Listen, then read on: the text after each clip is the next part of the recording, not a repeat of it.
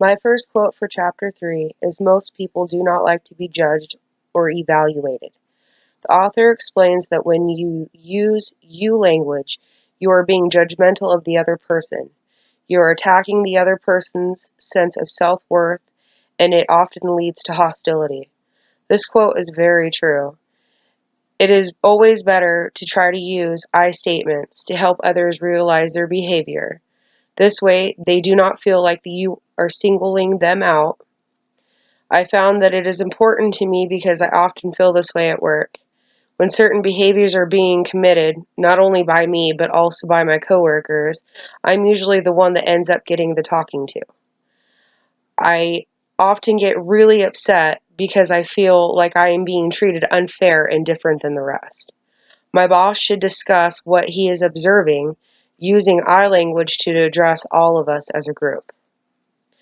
My second quote for Chapter 3 is your ability to use and interpret nonverbal messages effectively at work depends on your ability to recognize various sources of nonverbal messages.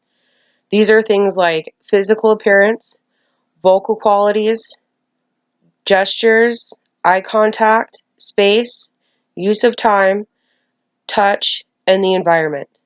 The author is trying to convey that all of these things are factors in how people perceive you, and they help to illustrate the point of a verbal message.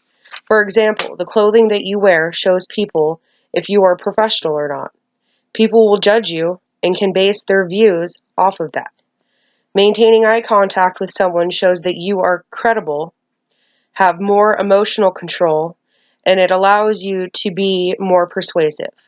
I think that it is important to me because nonverbal messages help you reinforce what is being said. People can plainly see the expression on your face and decide whether you are being sincere to your words or not. I have a hard time with this. As much as I try to be polite and friendly with some people, my face betrays me by showing my distaste.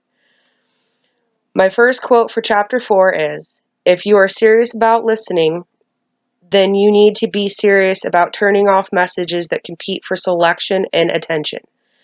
The author explains that turning off these types of messages is not easy.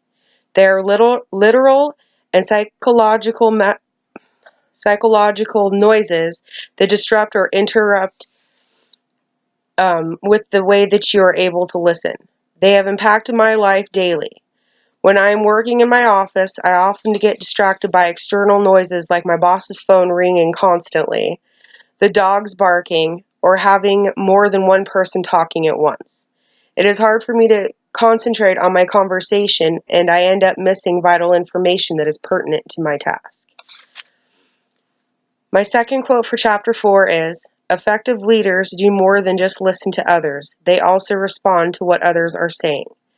The author is stating that people want you to give them cues like head nods or asking questions as a way of showing them that you are actively listening.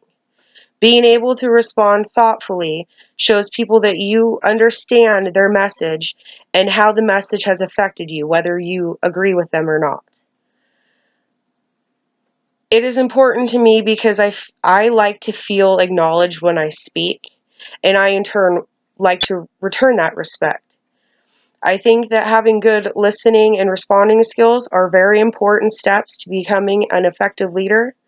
Everyone wants to feel validated and should give that validation in return.